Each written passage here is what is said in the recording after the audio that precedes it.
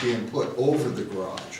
We couldn't put any second-story addition over any other part of the house because everything is open beam ceilings Right. throughout, so.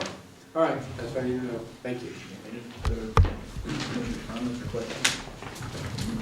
Thank you, Mr. Clapper. Anyone else comment? There being none, we'll bring it back to the commission. I'll start with William. We certainly sympathize with the desire to keep it simple. And I think that's a general approach. But as I suggested yesterday while we were at the site, I think that you already have a 3-car garage and that there should be some architectural solution to providing the extra, what was it, 2 bedrooms plus the artist space, the artist studio, and conform to the setback or close to the setback, 17 feet, awfully close. And yes, you might lose one, I could count maybe 2 40-plus inch redwoods, maybe, but all trees are not created equal. Okay. So that's my comments. Paul? Well, I have a question for Kevin here. And you've been out to the site? Yes, yeah, a couple times, yes. And when I was looking at the site today, I was trying to envision moving the garage back within the special provision for flag lots to the front line of the property. What issues does that do to the redwoods, just in your view? Well, it gets the footprint of the garage closer to the redwoods. Right. So you have some impacts. I mean, we build garages with, slab on grade, so we do get pretty close to trees. Redwoods do have a lot of surface roots, so even a 10-inch cut around the edge of a slab on grade or a 14-inch cut would eliminate a lot of roots from the trees. So there would be some impacts. It could be mitigated with irrigation, fertilizing, pre-construction work on the trees.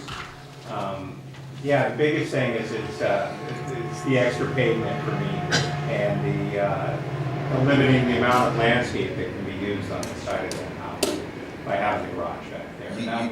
You wouldn't foresee the immediate removal of any of those redwoods that we saw on the side? No, I don't think we have to remove them. And then in your experience, how hardy are redwoods in response to any kind of excavation like that? They do pretty well, Okay. but there's no guarantee. I understand that. No, they do. And redwoods they're my favorite tree. I Okay. hate to see anything, I love redwoods and oaks. I don't think there's a plan, no matter what happens, to remove any of those trees. Right. What I saw on the site today, and Wayne, I met with your son, Brian, totally impressed with him and the way he laid everything out. Really impressed. And I understand the limitations that you're talking about. I agree with Eric in that they're not necessarily unique.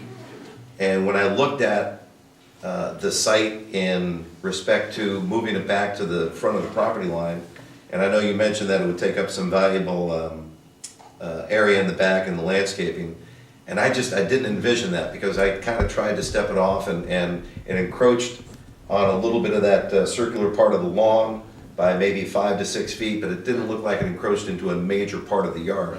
What it concerned me about, and that's why I asked Kevin about envisioning moving that back, is what it would do to the redwoods. I talked to Brian about that, and he said that, Peter, as far as the plan was concerned, you're trying to reduce the amount of asphalt. And that might be a pill that you might have to swallow on this one. Because as I looked at that, it looked like that's a viable option to me.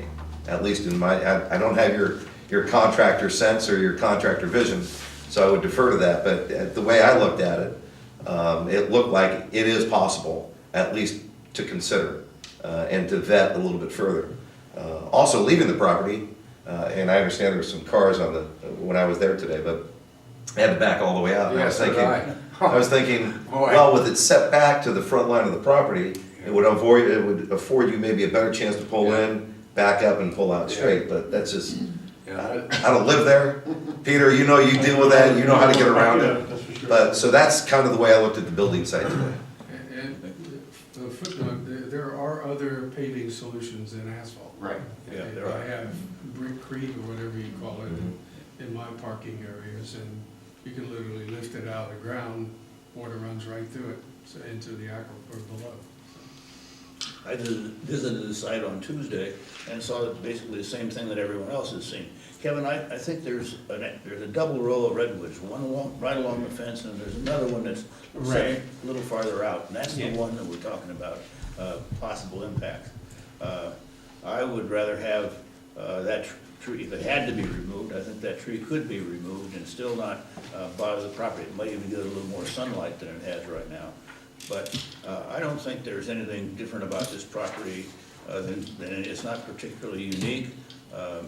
I think that there are other solutions to the problem, and so I would vote to deny the variance in this particular case and allow those other solutions to come forward. So, do we have a motion, please?